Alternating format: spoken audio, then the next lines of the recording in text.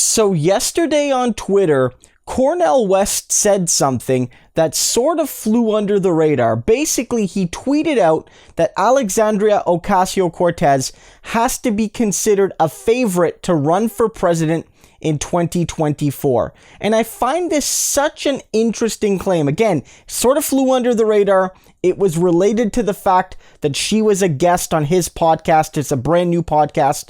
I'll put a link in the description. But I think it's such an intriguing argument, and I honestly don't know where I stand on it. I do think that AOC is going to run for president someday. And I think that she is going to be able to build a broad coalition among the left that will have some similarities, but maybe some increased strengths in some areas vis-a-vis Bernie Sanders' 2016 and 2020 coalitions. I feel she is going to be one of the main torchbearers of the Bernie Sanders mission, of the Bernie Sanders movement, of the Not Me, Us movement going forward. But I'm not sure if 2024 is going to be her time to run. I agree with Cornel West that AOC brings a very valuable perspective, that she's strong on social and political and economic and environmental justice in a way few politicians are, that she has a lot of experience through her studies, through her lived experience as a working class woman, as somebody who has parents from racialized communities. In many ways, she embodies the American experience.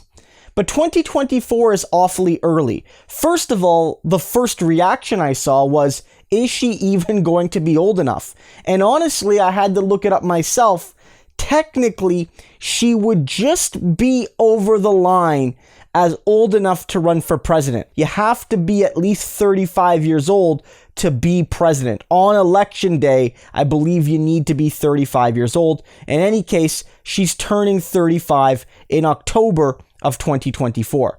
There's also the reality that if AOC runs in 2024, she's either running against a new Republican because Donald Trump has served a second term, which I hope is not the case, or she's either primarying Joe Biden or she's running against Joe Biden's vice president, who I think is going to be picked as an heir apparent because I don't necessarily see Biden taking a full 8 years as president.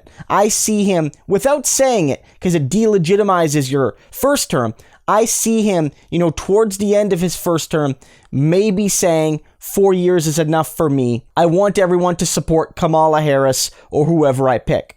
And that will mean she would have to make a big primary challenge. I don't think it's impossible. Presidents rarely, as it's been, have been primaried by their party. They more often than not beat those primary challenges. But I think it would be somewhat of a unique circumstance if AOC was running against Biden's vice president. That person may have been picked as an heir apparent even more than previous vice presidents, but they still won't have that automatic nomination that pretty much every president gets. Like, technically, Trump faced primary challengers. Technically, Barack Obama faced primary challengers, but they weren't real in any sense of the word, beyond the formality. I think her more logical path in the medium term is a Senate run.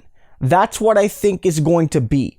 I think that right now she's demonstrated that she's an effective congresswoman. She's a great fundraiser. She's among the best fundraisers in the Congress. She's outraised Pelosi, of all people, in some quarters, and doing it with mostly regular working and middle class people giving her money and not from big corporate donors.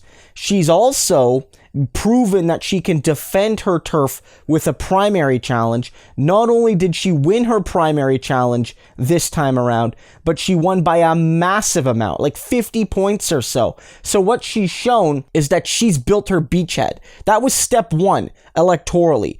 Don't assume that you're just there forever. You could get primaried because you primaried someone to get where you are. But she's locked it down, and she's also built some new alliances in nearby congressional districts. Jamal Bowman, Mondaire Jones, they defeated corporate Democrats. In Mondaire Jones's case, it was an open seat, but he replaced a formerly moderate seat, now held by a progressive. And Jamal Bowman, of course, defeated Eliot Engel. And so I think that her next step is to move to the senatorial level. And I think if you look at Chuck Schumer and how the normally moderate Chuck Schumer has been casting a few more progressive votes lately. For instance, he was one of the few Democrats to vote with the progressives on the 10% Pentagon cut. He was also one of the Democrats to vote against the new USMCA, basically the new NAFTA, showing that I think he's worried that he could be primaried by AOC, and he wants to have those progressive votes in his back pocket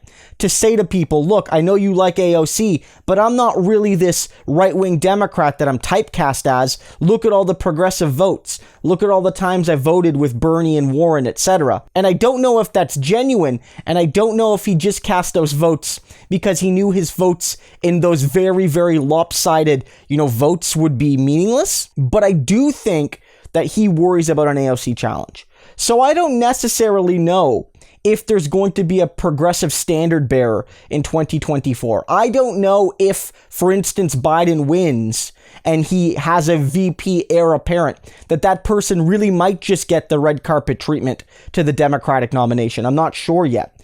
I don't know what's going to happen.